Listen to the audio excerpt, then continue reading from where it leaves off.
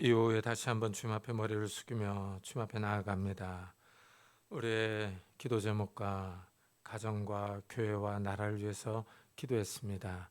이 기도가 하나님을 영화롭게 하기를 원하며 하나님께서 기뻐 받으시는 귀한 기도 제목들이 될 수 있도록 축복해 주옵소서. 하나님께서 우리의 삶에 찾아오셔서 우리의 산업과 가정을 어루만지시며 평안과 안녕을 더하여 주셔서 우리의 삶이 어려운 시대에 평안할 수 있도록 축복해 주옵소서.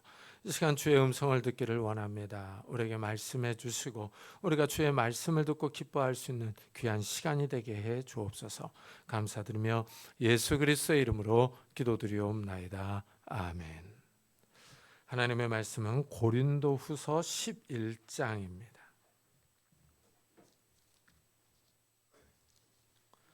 고린도후서 11장 21절부터 33절까지 저와 여러분이 한 절씩 교독하겠습니다. 고린도후서 11장입니다.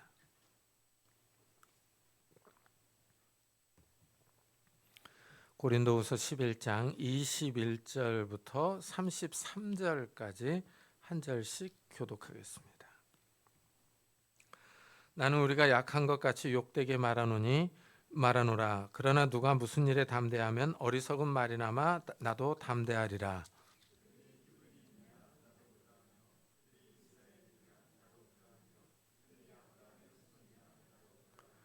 그들이 그리스도의 일꾼이냐 정신없는 말을 하거니와 나는 더욱 그러하도다. 내가 수고를 넘치도록 하고 옥에 갇히기도 더 많이 하고 매도 수없이 맞고 여러 번 죽을 뻔하였으니 세 번 태장으로 맞고 한 번 돌로 맞고 세 번 파선하고 일주야를 깊은 바다에서 지냈으며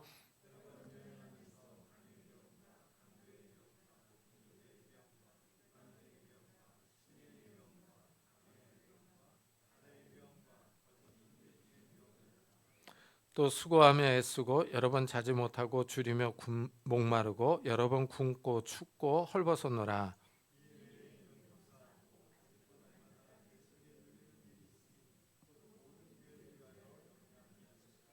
누가 약하면 내가 약하지 아니하며 누가 실족하게 되면 내가 애타지 아니하더냐. 주 예수의 아버지 영원히 찬송할 하나님이 내가 거짓말 아니하는 것을 아시느니라.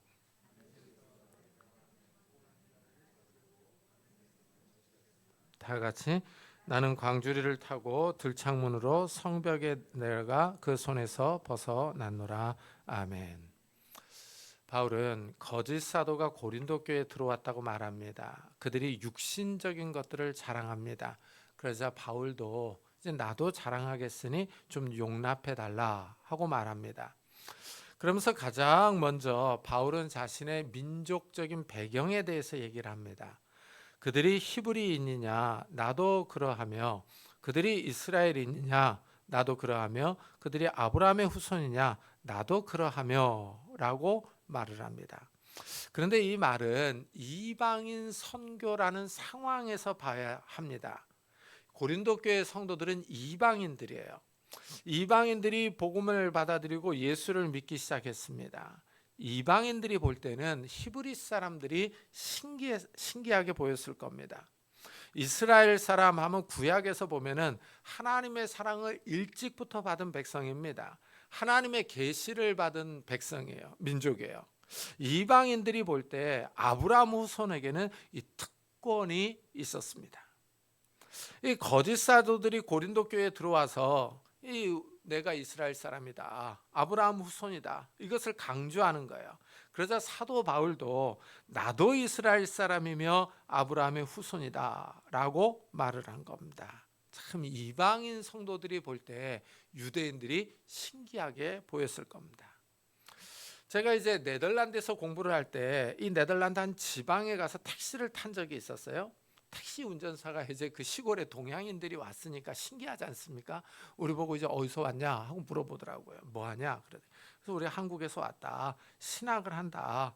공부를 한다 그랬는데 갑자기 자기 아내가 유대인이다 라고 얘기를 하는 거예요. 그러면서 자기는 유대교인이다, 개종을 했다 이렇게 얘기를 하더라고요. 가만히 보니까 머리에 그 유대인들이 쓰는 작은 모자 있지 않습니까? 키파라고. 그걸 쓰고 있는 거예요. 그러면서 우리를 자기 집으로 초대하겠다. 커피를 마시자 그래요. 그래서 이제 그 집에 갔어요. 그러면서 이제 자기 아내를 유대인이라고 소개를 하는 거예요. 근데 이제 그 여성분은 동양인들 처음 보는데 민망하지 않습니까? 그러니까 이제 인사만 하고 쑥 들어갔어요. 그때 저는 유대인을 처음 봤어요. 유대인을 처음 봐봤습니다. 그러니까 되게 신기하더라고요. 유대인이구나. 이스라엘 사람이구나. 되게 신기한 감정이 들더라고요. 아마 이방인들이 이 사도들한테 복음을 받아들였을 때 이런 감정과 느낌이었을 거예요. 신비한 민족이죠. 그러니까 이제 신기하면서 유대인의 특권과 하나님의 백성이라는 신분에 큰 신비로움이 있었을 겁니다. 그렇지 않습니까? 우리도 옛날에는 제가 이제 그 젊었을 때는 그 인터넷이라든가 정보가 그렇게 많지가 않았어요. 그래서 처음에 예수를 믿을 때 이스라엘 그러면은 막연한 신비적인 그런 감정들이 많았었습니다. 이스라엘 그럼 신비로운 나라 이런 생각들이 많이 들었거든요. 그러니까 이방인들은 이 유대인을 봤을 때 이런 생각들이 들었던 거예요. 그러니까 이제 바울이 그 거짓 사도들이 와서 이스라엘 사람이다, 아브라함의 후손이다 이런 자랑을 하니까 나도 이 민족적 인종적인 신분은 같다라고 얘기를 하는 거예요. 그러면서 이제 진짜 자랑을 하기를 시작을 해요. 아브라함 후손이니 이스라엘 사람이냐 하는 것은 자랑이 아니라 그리스도의 복음을 위하여 당한 고난, 이 고난이 진짜라는 거예요. 그래서 23절에 그들이 그리스도의 일꾼이냐 정신없는 말을 하거니와 나는 더욱 그러하도다. 내가 수고를 넘치도록 하고 옥에 갇히기도 더 많이 하고 매도 수없이 맞고 여러 번 죽을 뻔하였으니 하고 말합니다. 바울은 그리스도의 일꾼이 당하는 이 고난, 이 고생을 갖다가 자랑스러워하고 있어요. 거짓 사도들이 그리스도의 일꾼이라고 자신들을 소개했습니다. 그러자 사도 바울도 그리스도의 일꾼이라고 말합니다. 그러면서 그리스도의 복음을 위한 고난을 말하고 있는 거예요. 여기에 우리가 주목해야 됩니다. 우리가 그리스도를 위한 삶을 사는지 살지 않는지가 여기에 있습니다. 복음을 위하여 나는 어떤 희생과 헌신을 치르고 있는가 하는 점이에요. 참 보면 성도들이 그 교회를 자랑해요. 특히 이제 대형 교회를 다니면은 은연중에 이 우월감이 있습니다. 이 교회가 크면은 이상하게 자기 믿음도 좋은 줄 알아요. 착각이죠, 착각. 제가 개척교회를 할 때 큰 교회, 정말 서울에서 내노라 하는 교회에서 집사님들이 와요. 그럼 그 집사님들이 이상하게 마음이 커요. 마음이 되게 커가지고 저를 막 가르칩니다. 내가 밖에 나가면 그렇게 작은 사람이 아닌데 키도 크지만 밖에 나가면 알아주는데 저를 막 가르쳐요. 이렇게 해야 된다, 저렇게 해야 된다, 목회는 그래서 제가 되게 좀 의아해했어요. 이 큰 교회를 다니면 은연중에 자기가 큰 줄 알아요. 착각이죠, 착각. 정말 이 그리스도를 위해서 어떤 희생하며 헌신하며 정말 그리스도의 고난에 동참했는가, 이게 진짜 자랑이 돼야 되는데 이 큰 교회를 다닌다고 그래서 이 자부심이 대단합니다. 이게 참 잘못된 거죠. 잘못된 겁니다. 이 바울은 그리스도의 복음을 위하여 옥에 갇히고 매를 맞고 여러 번 죽을 뻔했다고 말을 해요. 유대인들에게 40에서 하나 감한 매를 5번 맞았으며 3번 태장으로 맞고 1번 돌로 맞고 하고 말합니다. 복음 때문에 맞은 것을 말하고 있어요. 복음을 전했다는 이유 하나만으로 육신의 아픔을 견뎌야 했습니다. 40에서 하나 감한 매는 39대를 맞은 거예요. 율법에 보면은 40대 이상을 때리지 말라고 금하고 있어요. 이래서 유대인들은 때릴 때 39대까지 때렸습니다. 이런 매를 5번 맞았다 그래요. 태장도 3번 맞고 이런 얘기를 하는 거죠. 참 이 매를 맞아본 사람은 이 얼마나 아픈지 압니다. 저는 군대에서 자주 맞았던 경험이 있어요. 제가 헌병이었거든요. 그러니까 이제 군기가 아주 세지 않습니까? 그래서 이 헌병대는요, 가는 곳곳마다 5파운드 꽃갱이 자루가 있어요. 그 꽃갱이 자루로 후드려 팹니다. 기아 빠졌다고. 겨울에는요, 이런 겨울날에는 얼음물에다 담가둬요. 얼음물에다 담가뒀다가 그걸 꺼내서 때립니다. 얼마나 아픕니까? 그러니까 이 쫄병 때 서로 이 아픈 상처, 이 먹난 데를 갖다 서로 약을 발라주면서 서로 위로를 했던 그런 기억들이 있어요. 그런데 바울은 이런 군대 생활을 하다가 맞는 것도 아니고 죄를 지어서 맞는 것도 아니에요. 단지 복음을 전했다고 하는 이유로 맞은 거예요. 예수 그리스도를 전파했다는 이유 하나만으로 고난을 당했습니다. 이러니 얼마나 억울하겠어요. 사역자들이 이런 고난을 당할 때 화를 내면서 그만두는 사람이 있는가 하면 그리스도의 이름에 합당한 고난을 당한 것을 감사하는 사람이 있는 거예요. 바울은 이런 매를 맞는 것을 감사하는 거예요. 그러면서 돌로 한 번 맞았다라고 고백을 합니다. 바울이 지금 터키 지역인 루스드라 지역에서 전도할 때 일이에요. 걷지 못하는 사람이 바울의 말을 듣자 바울이 네 발로 바로 일어서라 하고 명령했습니다. 그러자 그 사람이 걸었어요. 루스드라 사람들이 놀라운 기적을 보고 신들이 사람의 형상으로 내려왔다 하고 제사를 드리려고 합니다. 이 바나바는 제우스 신이라고 하고 바울을 헤르메스라고 합니다. 루스드라 사람들이 바울과 바나바에게 제사를 드리려고 하자 이제 바울이 말립니다. 바울이 창조주 하나님에 대해서 설교해요. 바울의 제지로 사람들이 제사를 드리지 않았습니다. 그런데 이 일이 있고 나서 유대인들이 안디옥과 이고니온에 와서 이 무리를 충동해서 바울을 돌로 쳤습니다. 바울이 돌에 맞아 쓰러졌어요. 사람들이 죽은 줄로 알고 성 밖에 버렸습니다. 제자들이 삥 둘러서서 바울을 보고 있었습니다. 그런데 바울이 갑자기 일어나더니 성으로 들어갑니다. 다음날 바나바와 함께 더베로 가서 복음을 전하여 많은 사람이 믿습니다. 놀라운 일이 벌어진 거죠. 돌로 맞았는데도 죽지 않고 살아났습니다. 다음날 아무 일도 없었다는 듯이 복음을 전합니다. 분명 돌로 맞은 자리에 상처도 나고 욱신욱신 쑤셨을 텐데 바울은 복음 전도의 일을 계속했어요. 사람이 이렇게 돌로 맞아서 죽을 뻔했으면 회의가 들지 않겠습니까? 내가 지금 하는 일이 올바른가? 하나님이 진짜 살아계시나? 하나님이 살아계시면 어떻게 나한테 이럴 수가 있나? 복음 전하는 일에 이런 일들이 계속 생기면 내가 이 일을 계속 해야 하나? 이런 여러 가지 생각들이 들었을 겁니다. 그런데 바울은 이런 생각을 할 겨를이 없어요. 즉시 다음 성으로 가서 복음을 전합니다. 어떻습니까? 우리 성도님들이 생각할 때 바울이 정상적입니까? 아니면 비정상적입니까? 바울은 그리스도의 복음을 위하여 고난당하는 것을 당연하게 생각해요. 고난당하는 것이 영광입니다. 그리스도의 고난에 참여하게 해주신 것이 은혜예요. 바울은 하나님을 위하여 미친 사람이에요.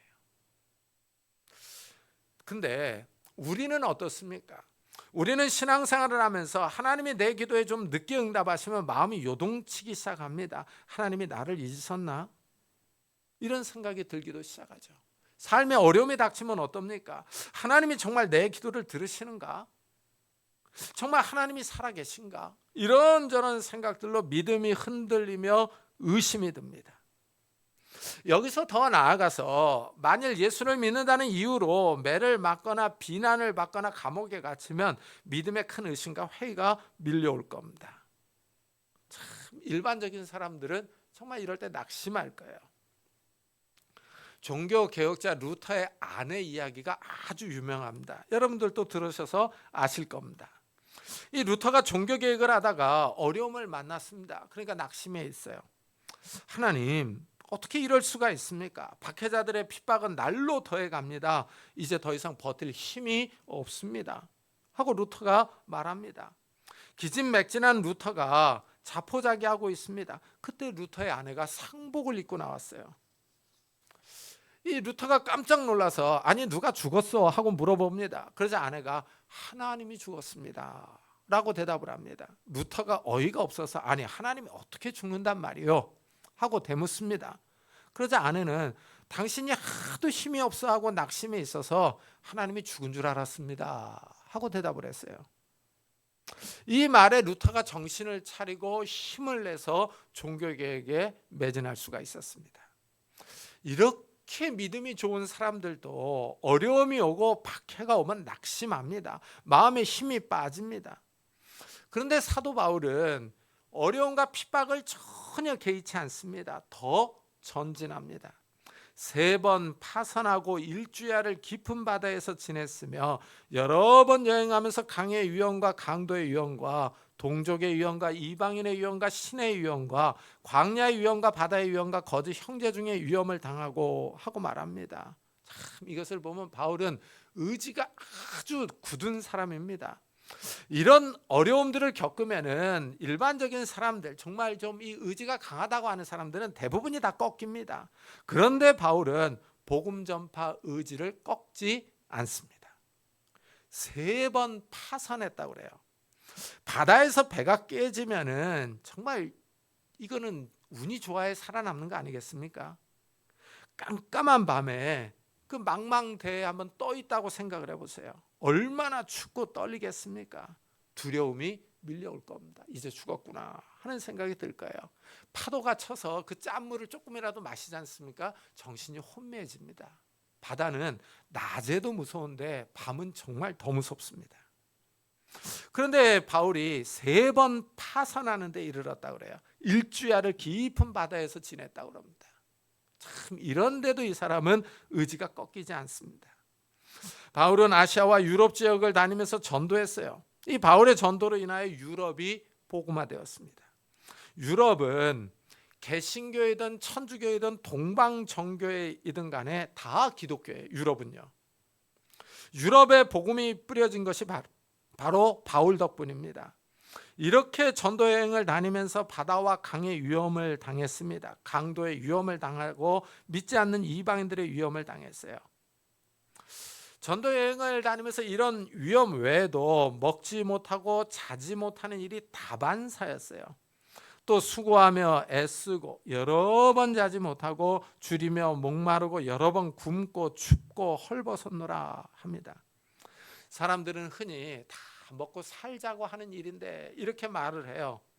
먹고 살기 위해서 어려운 일을 하는 겁니다. 그런데 바울은 먹지도 못했다고 그래요.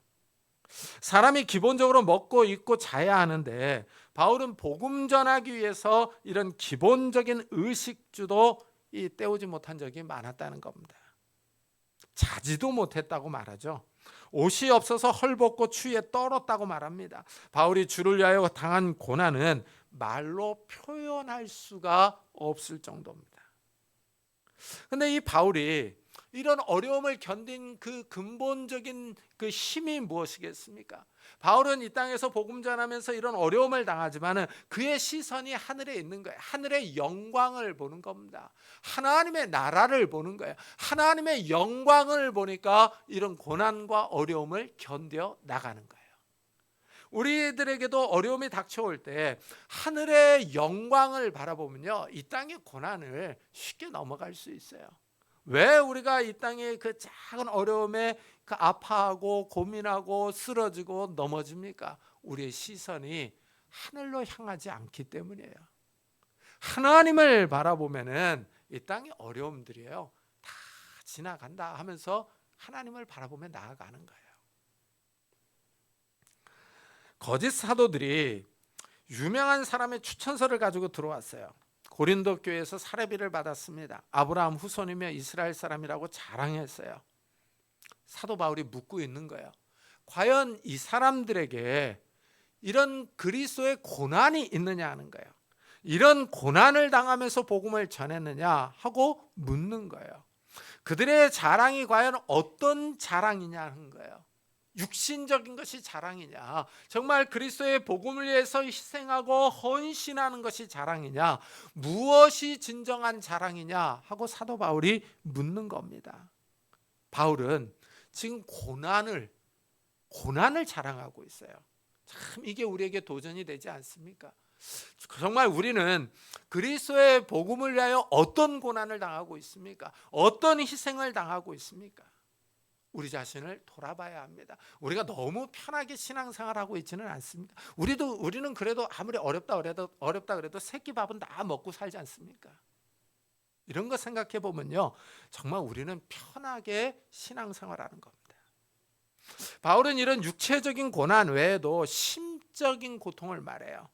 이 외에 이런 고사하고 아직도 날마다 내 속에 눌리는 일이 있으니 곧 모든 교회를 위하여 염려하는 것이라.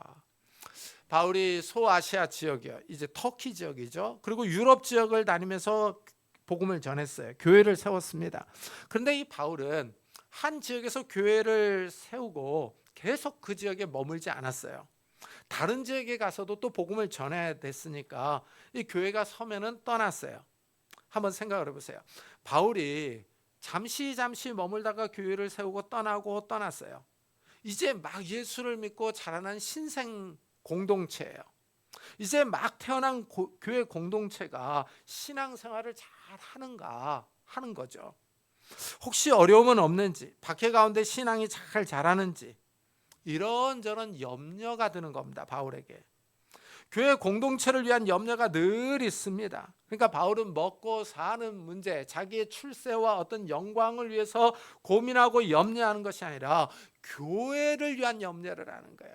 이 성도들이 믿음 안에서 잘 자라야 될 텐데 신령한 염려와 걱정을 하는 겁니다. 한 교회에서 누가 아프다는 소식을 들으면 염려하며 기도합니다. 어떤 성도가 신앙의 길에서 멀어져 간다는 소식을 들으면 걱정하며 기도합니다. 누가 약하면 내가 약하지 아니하며 누가 실족하게 되면 내가 애타지 아니하더냐 하고 묻습니다.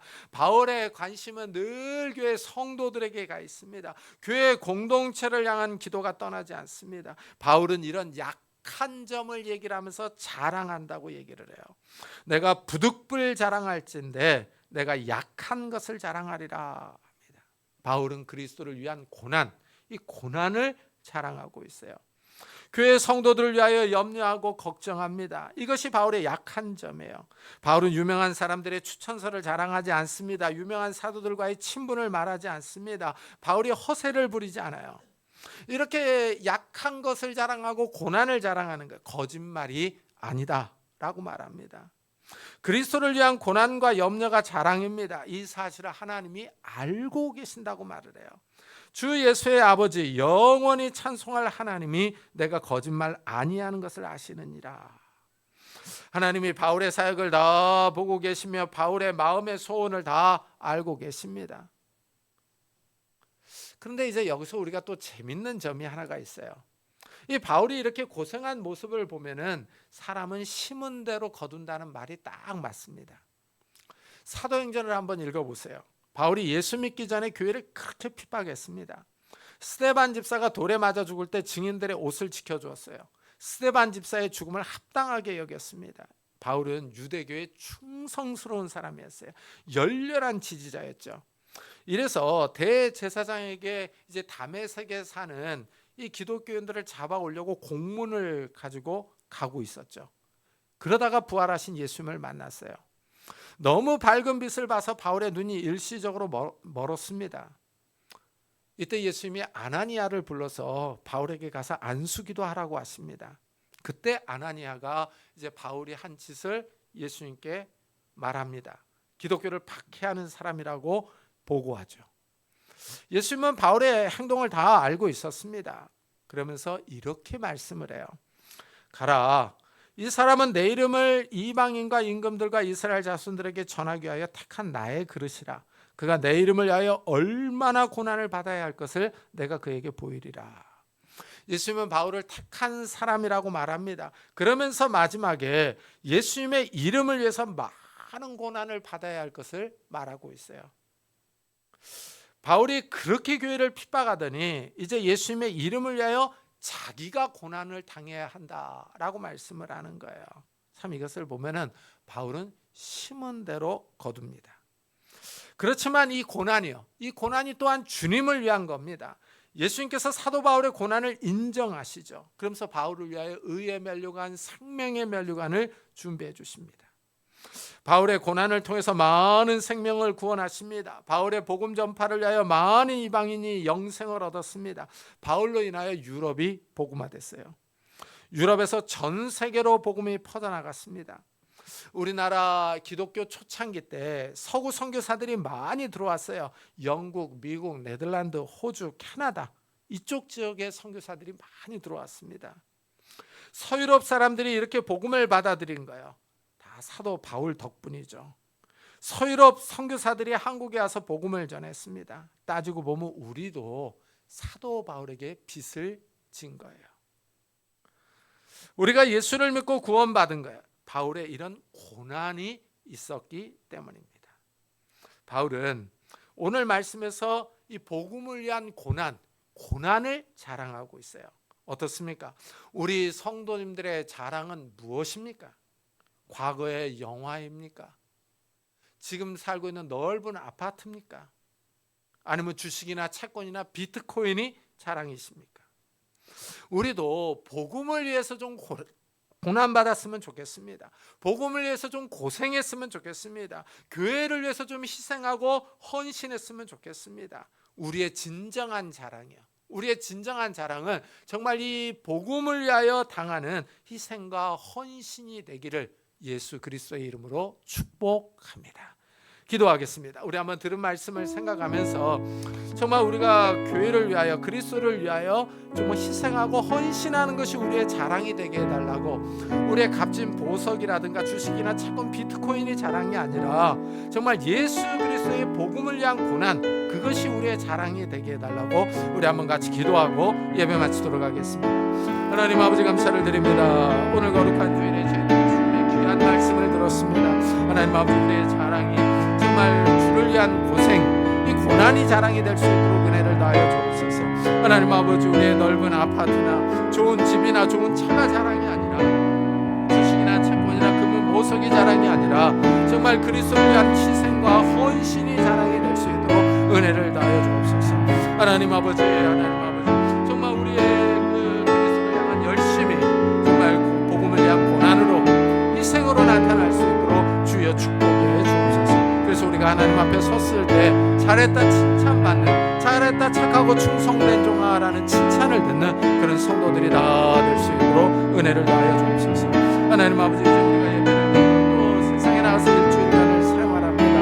하나님 우리에게 힘을 주시고 은혜를 주시고 우리가 말씀을 따라 하나님과 동행할 수 있는 자들이 되게 하여 주셔서 하나님 정말 하나님과 동행하며 이 험한 세상을, 악한 세상을 경건하게 거룩하게 깨끗하게 살아갈 수 있도록 주여 축복해 주옵소서. 성령 하나님 우리와 함께 해주시고 은혜를 더하여 주옵소서.